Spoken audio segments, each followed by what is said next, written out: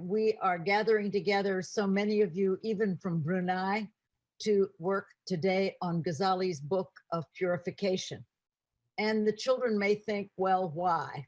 But I'm sure all of you who are 8 years old, you're starting to pray and you need to know, why is Wudu important? And we have a brother named Hamza Yusuf. Now I'm going to try to share screen. How do I do? Oh, I see it. All right, I'm learning. Munir is teaching me everything. So then let me get this. Aha. All right. Can everyone see that? Yes. All right. So children, this is the book of Ghazali we're going to be working with. And I'm sure you all know our wonderful brother, Hamza Yusuf. And he wrote the introduction to this book. And he wanted you all to know, children, that we are 70% made out of water. And that water, as you all know, is the basis for life. Could there be any life on earth if there wasn't water? It's the most important thing. And if there weren't rain, we wouldn't have things to eat. And also we use water to clean dirt. If we get dirty, if our clothes get dirty, if our hands get dirty, we clean that dirt off. But by the way, what we're talking about today is not getting dirt on your hands. It's the dirt you get on your heart. And last week when we did the book of knowledge, we talked about all the kinds of things that can get dirt on your heart, like gossiping or being angry or arguing, you know, all those kinds of things. And that really hurts your heart. And I bet all of you know one thing. If you've done something wrong, doesn't your heart feel bad? You can feel it, can't you? Right? And so it's interesting to know that the word wudu in Arabic happens to mean what makes you shine. Can you imagine? Even wudu, wada, means to make you shining. And so it's very important that we learn about wudu. And let me just change the picture here. Oh, I'm learning all this from Munir, right? And so we regularly wash our bodies, and we also regularly have to wash our hearts, right? And children, when you all go to pray, imagine if you were just watching television and running around and being silly and playing with Legos and dolls, and suddenly you immediately stood up to pray. How could you go from all that to standing before God? Wouldn't you need a transition?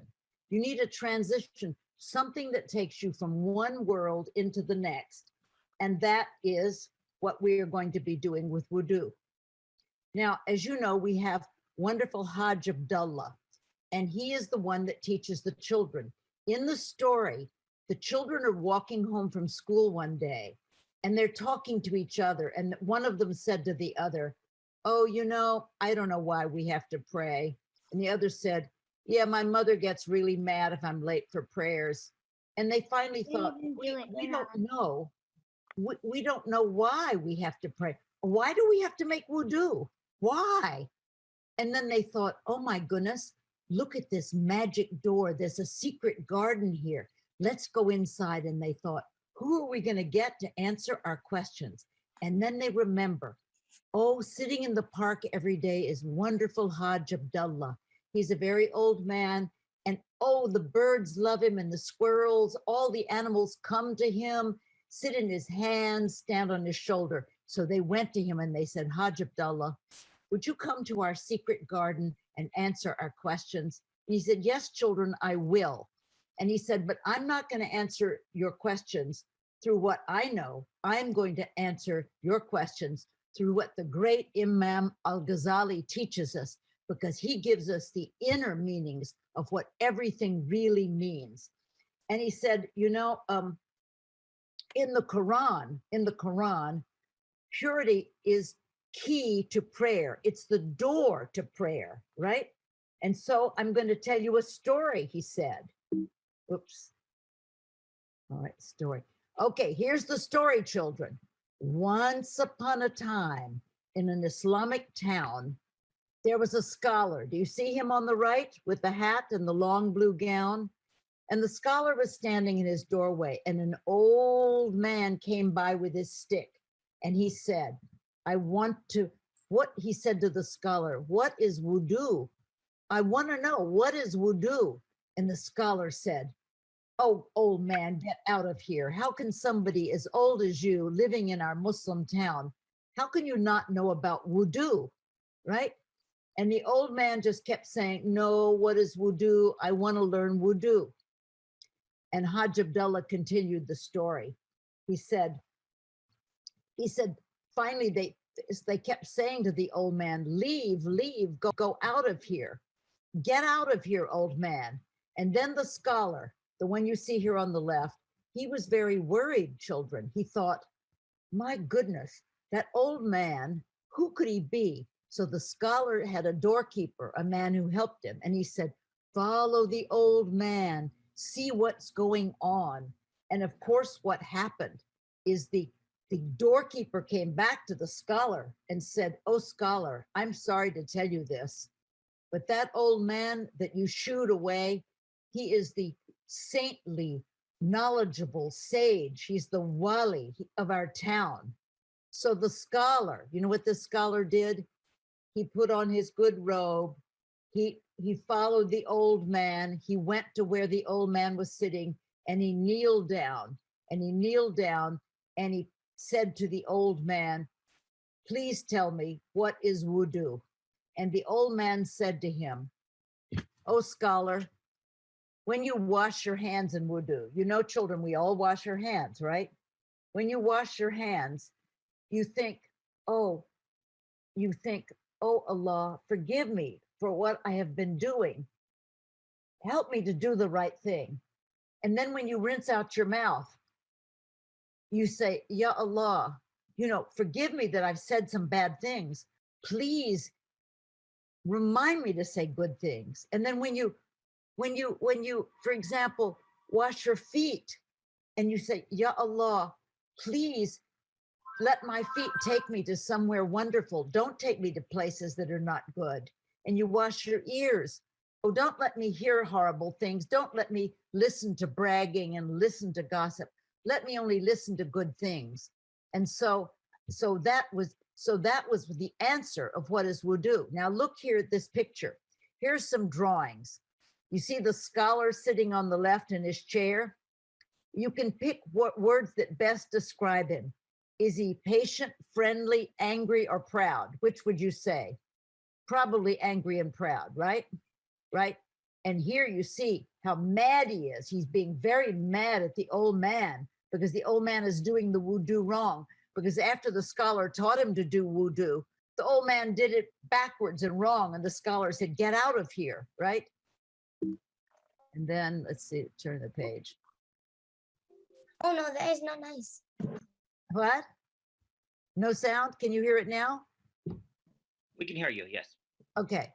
So then, when the scholar went to visit the village elder, what did he learn? Circle the correct words. You see, now the scholar on the right is praying behind the old man. And what are the words that would describe him best? Would you say the anger, humility, pride, silence, peace, bragging, greed, spying, or praying during Wudu? What would some children like to say? What are the words that describe the old man? Go ahead and raise your hand if you'd like to. Or unmute yourself, please.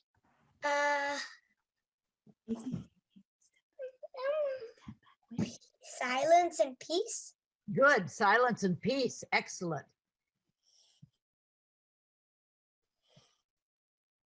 That's very good. I think she's given the best answer.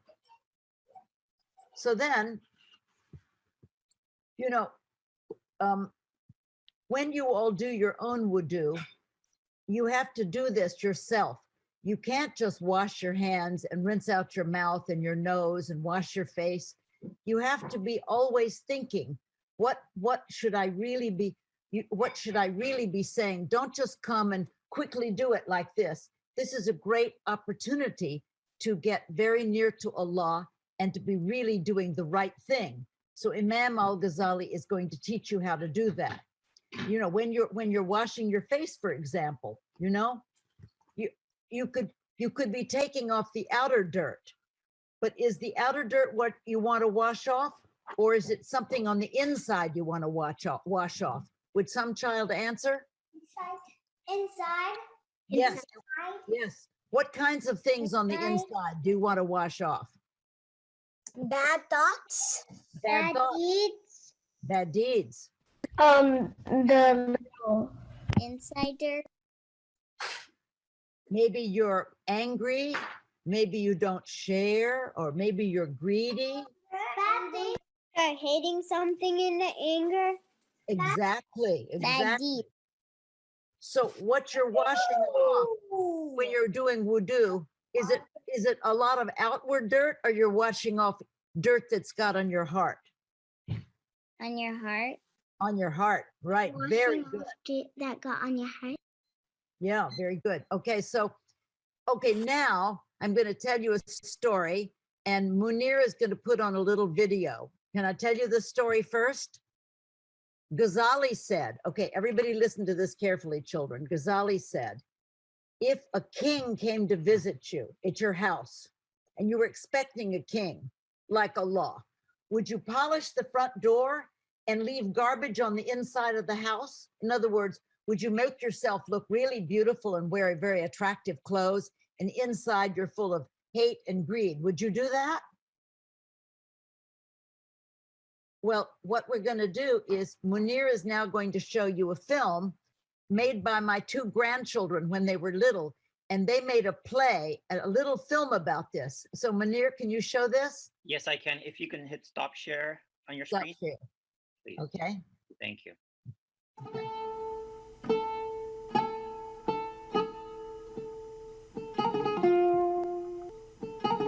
My sister and I made a cardboard castle out of a box we had. My brother and I made a cardboard castle. And we both painted the windows gold. And we both painted the outside gold and decorated it to make it pretty on the outside. Then we dumped garbage on the inside. This project was to remind us of Imam Ghazali's stories. Of Madame Ghazali's story. If you invited a king to come to your home to visit your house, would you just polish the outside and shine the door? Just polish the door. What would the king think if he finds trash inside? Oh no, there's trash inside the golden castle. It would be like you only washed the outside of your body and leave the inside full of bad things. Like not sharing and bad moods and not helping mama. You can make a box castle too. You can make a box castle too. To remind you that being clean on the inside matters most to God. That's what matters to God most.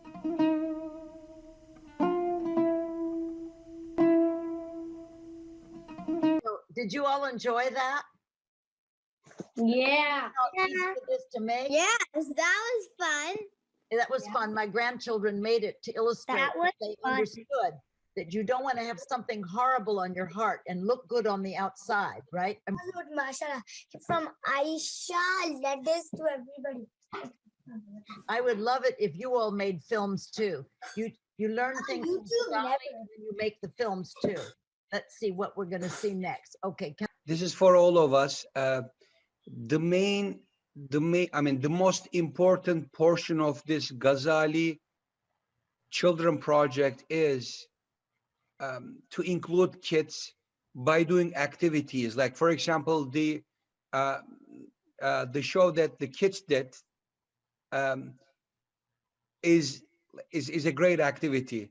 For example, with our kids, they did a theater, a drama, a show to explain about the story. So every family, Yaşar family, okay, Shilkovich family and Yavaş family, like whatever we watch every week, whatever we speak about, sometimes Sister Aisha will tell us a story, or like we will read a story.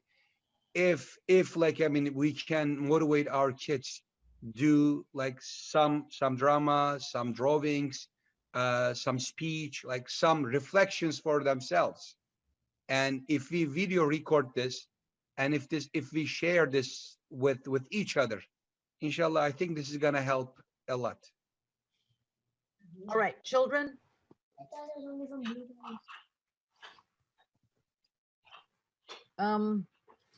There are different levels of purification, right? And there's different levels. There's one level in which you purify your body, and the next is you've got to purify your heart, right? Okay, and how do you do that? It's that you're very careful when you're doing your wudu. You wash your hands, and also you're thinking, Allah, don't let me do that anymore. You're washing your ears and you're saying, oh, I've been listening to bad things. I'm sorry. I want to listen to only good things. So that's the next level, right? There are all these levels, like in a tree house, you know, levels of how you can purify yourself. But the lowest is just washing dirt off your hands. The next up is really thinking about, you know, what you want to stop doing, and while you're making wudu, asking Allah to take your feet in the right direction, right? And then the real thing you're trying to do is make your heart completely golden. Isn't that right? Don't you all want to have a golden heart? Well, you already have a golden heart. All you've got to do is watch and stop doing some of the little things that you don't want to do anyway, right? And you can pretend it's like that. You can pretend you're like a warrior, a hero, or heroine, and you've got different dragons you want to conquer. Now, some of the dragons, look down below what it says. Some of the dragons you want to wash away: backbiting, bragging, hypocrisy, being angry, arguing, spying, not helping, not sharing, being selfish, being mean, being greedy. So if you have any of these dragons that you want to wash away, you can just stop doing them, because you'll think about them when you're doing wudu. So then, then Hajj Abdullah said, I'm also going to tell you some other things you have to know about, right? You should know, everybody, children, that Allah doesn't look at your bodies or if you're rich and poor. Allah looks at your heart. So that's the thing you want to, that's your goal, to have a great heart. And also, he doesn't want you to like over stress out about every detail of your wudu. Am I getting it right? Did I do it just right? Does it look just right? Allah says, be very careful. That's what Ghazali says. Don't overwhelm yourself getting every detail exactly perfect. Better to get the inside of your heart perfect. Better stop talking badly. Better start being kind, right? And so then there are a few things before we do wudu that we're going to talk about.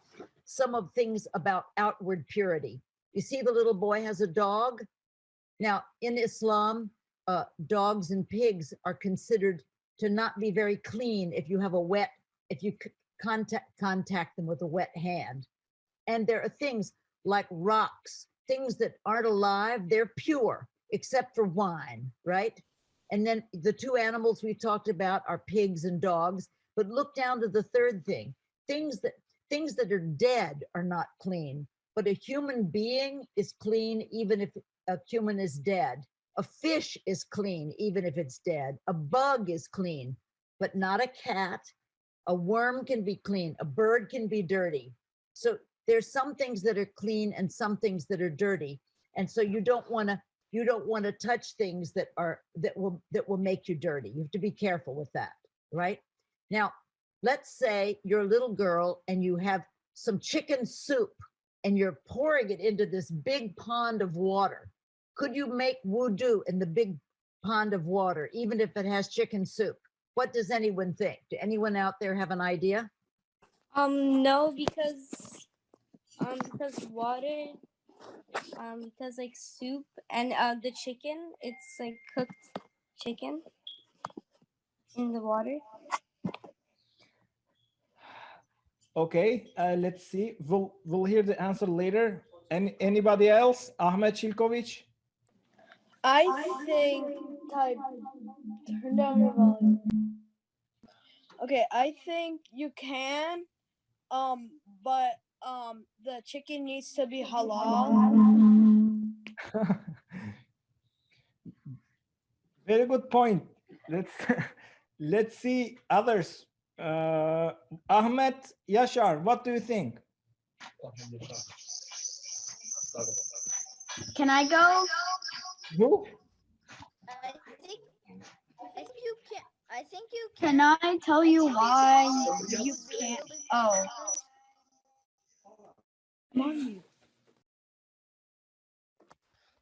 I think you can't take wudu in the lake because the chicken soup gets mixed with the water and then the water gets dirty.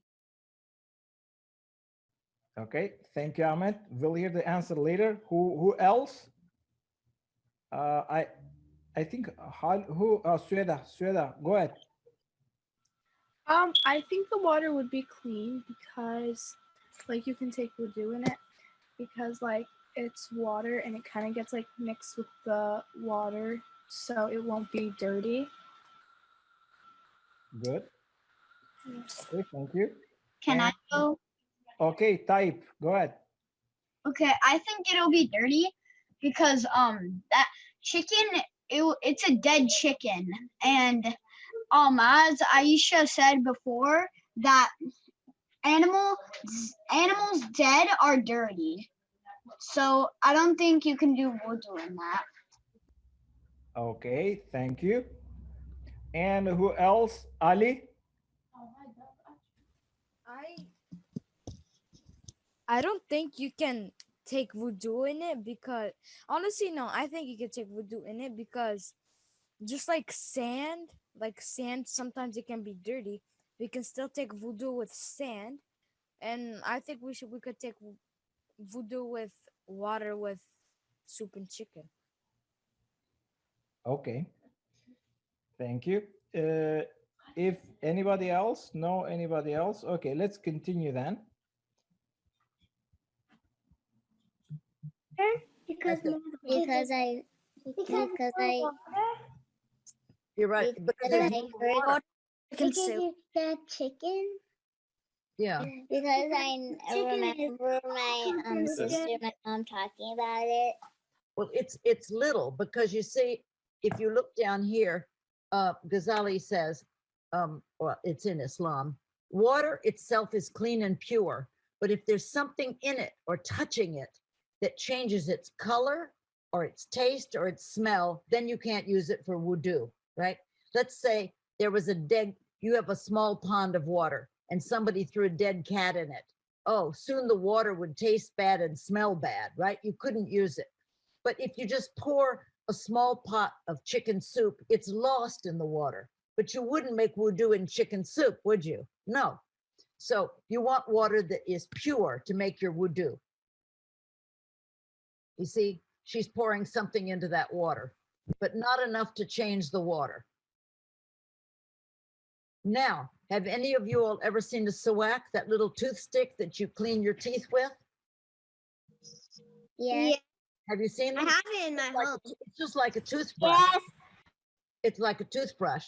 And then this is something the prophet, the messenger of God, peace and blessings be upon him, said, verily, truly, your mouths are pathways of the Quran. The Quran, you say Quran. So sweeten them with a toothstick.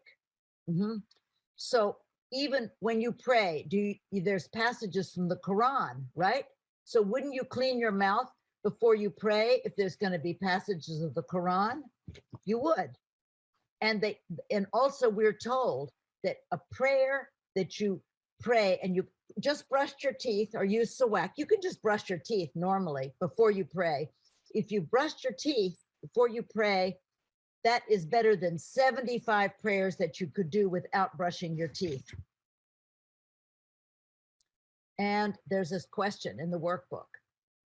Imam al-Ghazali, number 4, mentions that the Prophet didn't want to make things difficult for his followers. For this reason, he didn't ask everyone to do what before each prayer? Use the toothbrush. Really, it's so important for you to use the toothbrush, but the Prophet didn't say you had to do it. You had to do it. It was like a law because he didn't want to make difficulties. There might be a day you might be somewhere and you couldn't brush your teeth and you wanted to pray. Wouldn't that be right? Yeah. Yes. Yes, exactly. That's true. So now, so we don't want him, the Prophet was, peace and blessings be upon him, was so kind, and he didn't want to make it difficult. Let's say you're out on a picnic and you want to do your prayers and you don't have any water to brush your teeth. Your prayers will still be wonderful. You know, isn't that good? Alhamdulillah. So now, I'm going to do something else. I've got a chart here. So now we're going to talk about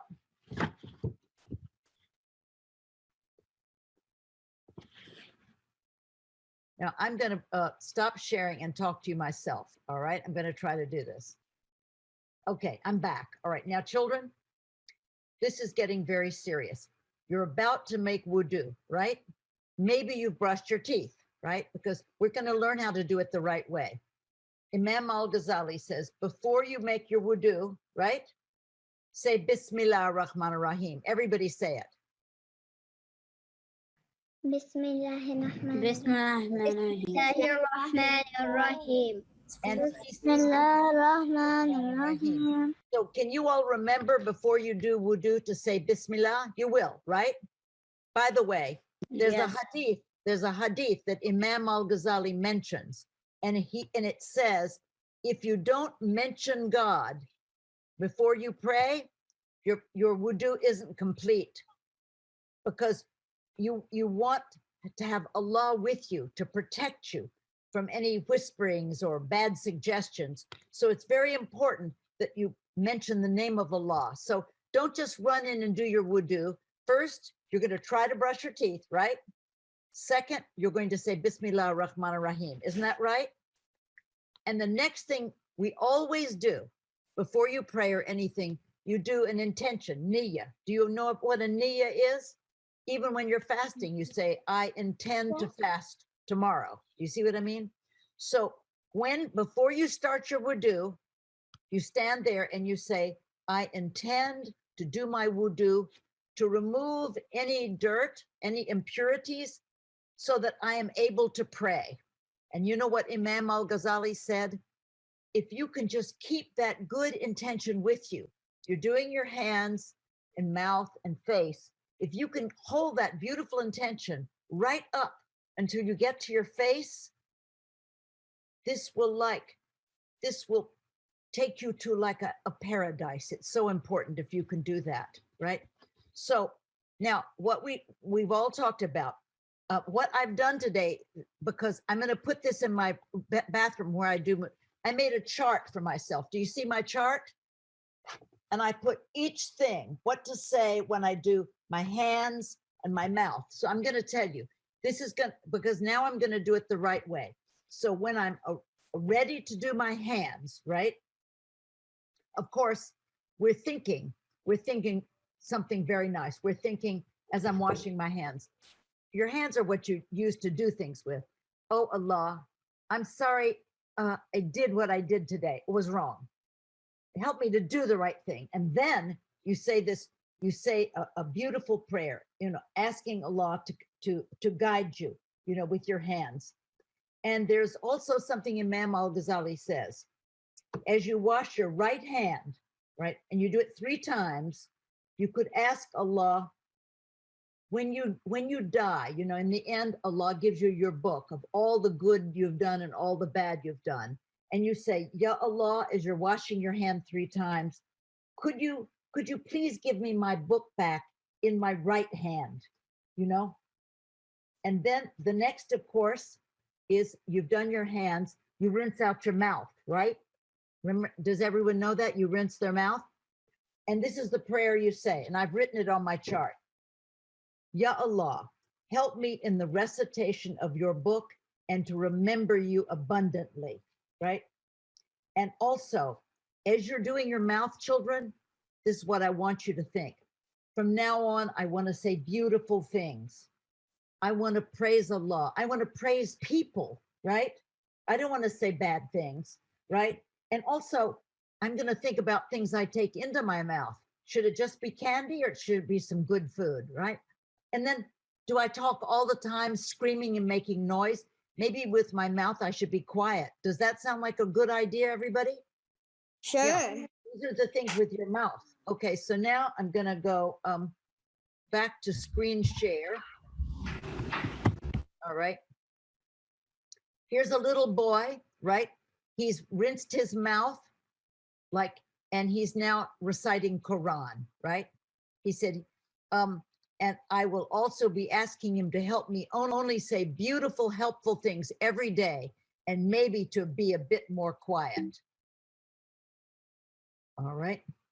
And here these little boys, they're reading some Quran, right? And then the next thing is, you know, after you rinsing your mouth, do you know you put some water up in your nose? Do you all remember that? And then you think, I can just imagine the Garden of Paradise where all the scented flowers, breathing in drops of clean water, seems to be a kind of way to connect to the fountain in the Garden of Paradise. So when you all are putting a little water in your nose, imagine you're connecting back to paradise, right? See these children here? They said, what could the smell of these flowers in the garden remind us of? Paradise, right? So as you're rinsing your nose, you're connecting all the way back to the garden and the fountain in the center of paradise. And then your face is very important. It's what we first notice about one another. Imam al-Ghazali said that an excellent prayer when you're cleansing the face is to say, oh God, brighten my face with your light on the day when the face of your friends are brightened. And do not darken my face with your darkness on the day when some people's faces will be dark. You see, you want to have so when you're rinsing your face, you want your face to be completely shining. Isn't this little girl beautiful? Look at her. All right, children, when you're doing your face, you start way up here at the top where the hair is, and you come all the way down, you know, over near the ears and everything like this, right? And then when you get the water over your eyelashes, you can put your index finger right here and get right here in the eyes. You want to get it all really good, right? Now, if you're rinsing around your eyes, what are some of the things you could ask your eyes to do, right? You could ask your eyes to do. You don't want to say, oh, don't do any spying, right? Don't look at horrible things. Don't look at horrible movies. Look at beautiful things, right? Look at beautiful qualities in others. Think how beautiful what I'm seeing is, right? Yes. What else? Some children, what would you all like to say? What are the kinds of things you want to see that you should be seeing with your eyes, and the things you shouldn't look at? Tell me. You shouldn't look at bad things. You shouldn't look at Shaitan. You shouldn't look at Allah. And what are some of the things that are good that you would love to look at? Flowers. You could look at Yeah. you could look at good things. you can think of like all of the good things that are in life and you could and like look at them in your mind. Oh, that's beautiful. That's beautiful. Yeah. Are there any others? All the pretty stuff that Allah made. Yes. And you wouldn't spy on anybody, would you? No, no. And you would use your eyes to actually, you know, and people's eyes. Look how beautiful this little girl's eyes are. They're so bright. Do you think she's looking at something horrible or she's looking at something beautiful? Yeah, something beautiful. Yeah. Then let me just go to the Yeah. next picture. All right. Now, Beautiful. what'd you say? Beautiful. Mm-hmm. Say it a little louder. Beautiful. Beautiful. Yes, beautiful. Now, this little boy, right? So I have an idea. You could look at somebody doing good deeds. That's wonderful. That's great. I'm doing good. So voila, and you're That's beautiful. So now I'm going to tell you after you finish, right? After you finish your face, you know, let me put my face back on so I can show them. Maybe I'll Eat properly. yeah, you see, you know, you do your arms, everybody, right? And you have to be careful. The prophet said, peace and blessings be upon him. You know, extend where you're washing very far, right? And if you're doing your feet, go up your ankles, because these are all places where everywhere place you do in wudu will be light for you all over your body, right? And then this is the shining forearms, yeah. Now, another thing, let's talk about the top of the head, all right? He says you should put your fingertips together like this, right? And when you start right here at the top of your hair and go all the way over your head, all the way down to your back of your neck. And you know what you're supposed to say when you're doing that? Okay, I've written my prayer right here on my poster for the bathroom.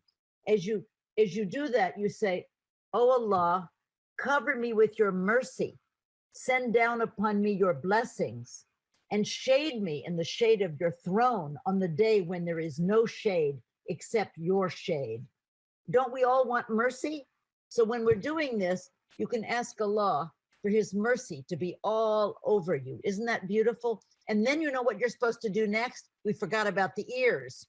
You stick your wet fingers in your ear holes, and then you take your thumbs behind your ears and you come around like the letter C, like that, right?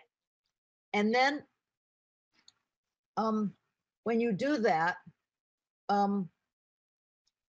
here's something you're supposed to pray. Here's the prayer. I'll read it. Oh Allah, make me among those who hear what is said and follow the best of it. God, let me hear the one who will call to heaven, and for me to be righteous. So we want to listen to good words, but also we have to ask, what are some of the best sounds you can listen to? Do you think car traffic or nature? What do you all think? nature. Nature. Nature.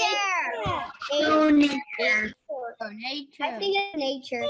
I Yeah, think look at It could be nature. it says the I'm gonna beautiful live in the sound nature. in nature, like the singing of birds and the waves. Nature. No, Nature. so like outside in the backyard, flowers.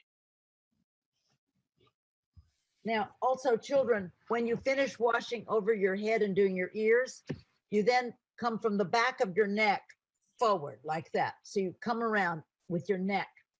And the next thing you start to do, by the way, is your feet. Okay, I've got something amazing to tell you all right? You've got to listen very carefully, all right? I put up a little sign. You see the feet that I've drawn here? Do you see these 2 feet here on my drawing? Can you see? All right.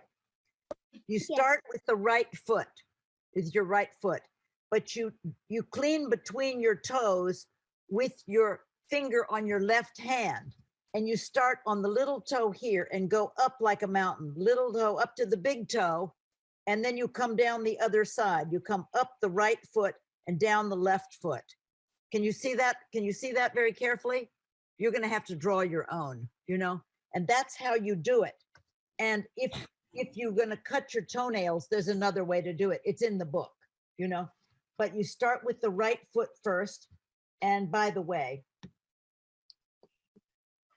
when you finished your feet, all right, maybe you want to ask, what kind of prayer would you like to ask Allah about your feet, taking you where? Okay, what would you all like to say, children? Take my feet to do something good, or take my feet? What are the things you want your feet to take you to? Good things. To Jannah and Islamic places. Yeah. You don't To want walk them to to take good Jannah, places. take out my feet and wash my feet and do wudu. That's it. That's wonderful. So we want our feet to take us. Now, here's something, everybody, children, that I never knew until I read Ghazali. And so I put it on my chart. After you finish your feet, right? After you finish your feet, okay, we say the Shahada. You know what the Shahada is? Who knows what the Shahada is?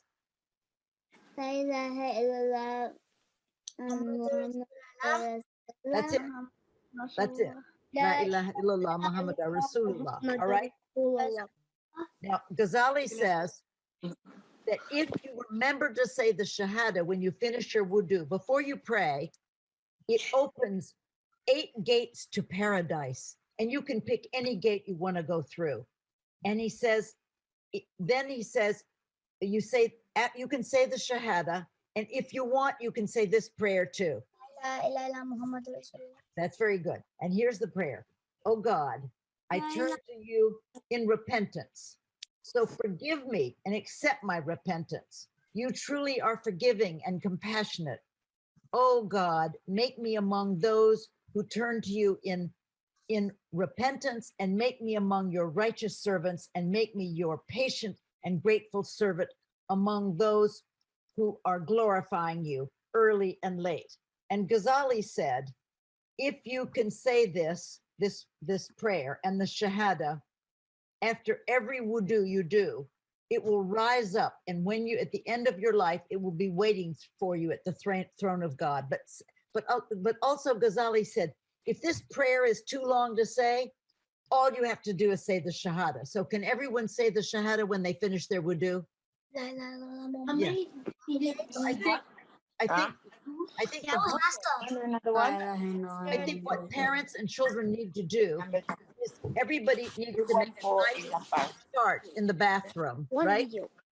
Okay, make a chart like mine. Brush your teeth, say the Bismillah, right? Say the Bismillah, make an intention, and then what you do, the hands all the way through everything, and then finally you end up and say La ilaha illallah Muhammadur Rasulullah, and then you're ready to pray. Can everybody do that?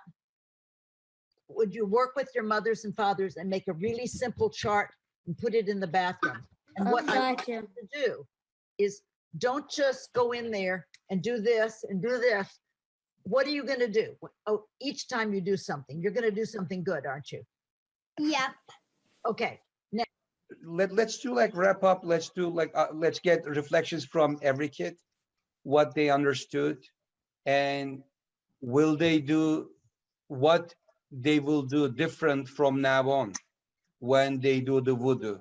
Let's take their reflections. Okay. Yes, Azra, I want to hear Azra's voice. Okay, I think I really liked the video because it taught us a lot about wudu, and I think I'm just gonna do the shahada from now on after I finish my wudu, because it's really important. I learned that today. That's wonderful. Who has these prayers in English so we can share with each other, and from now on, inshallah, kids can just do the same prayers. I memorized in Turkish when I was a kid, and still I do. I mean, I do the same things in Turkish when I do wudu. But I think it's really good if we have in English, so kids remember their meanings.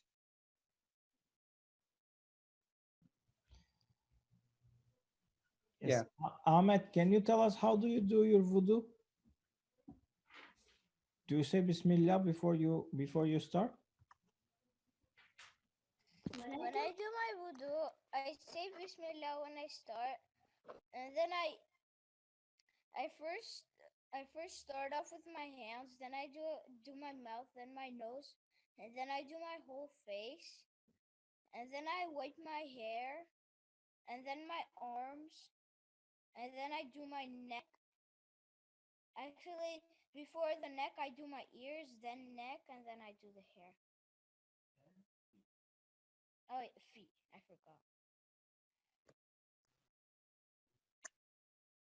Yes. Who else wants to say what they will do different from now on? Every time I start to do my wudu, I'll say Bismillah or the Shahada. That's good, Ali. Yes. Anyone else? Yeah.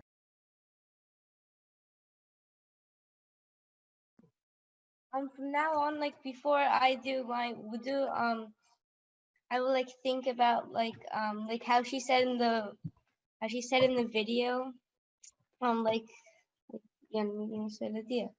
Yeah. What do you mean? Just describe it. Like I'll think about like when I'm washing my hands, like when I'm like thanking Allah for giving me hands. Inshallah, like we will find out the prayers that she mentioned in English. So we will put it on our bathroom. Yeah. And whenever you do the wudu, inshallah, when you wash your hands, you are not gonna do it like very fast, but you will just read what she says as a prayer. The same thing every part of the wudu, inshallah, from now on. Yes, Ahmed Shilkovich, he wants to say something. Yes. Okay, so I learned that like you can do or you should do a prayer for every step in the wudu. I didn't really know that before. I thought it was just like shahada at the end, but like you can do prayers I for mean, every step. Ahmed, that's good. But just to clarify, this doesn't mean that if you don't read those prayers that your wudu is not done. So it means that for wudu, even when you say Bismillah and you take the wudu, your wudu is fine. So don't misunderstand this. But the thing is that if you read for all these prayers, you earn more sawab, you earn more blessings from Allah. Let's say when you wash your hands, the prayer is that, oh Allah, it's similar to this. Whatever I did mistake today with my hands, please forgive. Then when you wash your mouth, then you read that dua. Oh Allah, whatever I did, I did wrong with my tongue and with my mouth. Oh, please forgive it. So this way, with one wudu, you have a lot of prayers, and with one wudu, you have much more blessings. But otherwise, please keep it simple. So when you say Bismillah and get your wudu, you are fine. You can pray. It doesn't. So please do that differentiation. We want to simplify and make it much easier for you, but we need to show also the ways that how much you can earn much more blessings from Allah. So that's why we are kind of will give Haldunabi, inshallah, will find and post those. It's good if you do it, but even if you say only Bismillah, if it's hard for you and you just say Bismillah, wash your hands and do the wudu, it's fine again. You can pray with that. Okay, is it clear? Next week, I'll send an email to Sister Aisha, and I'll ask her like which pages, which chapters we need to read before the lesson. And I just would like to remind two things. One, if you have the workbooks during the weekdays, whenever we have a time, if we can do at least one chapter on the workbook together with our kids, I think it's gonna be much better. I mean, so we start the activities together with the kids. The second thing is, let's think about like some activities.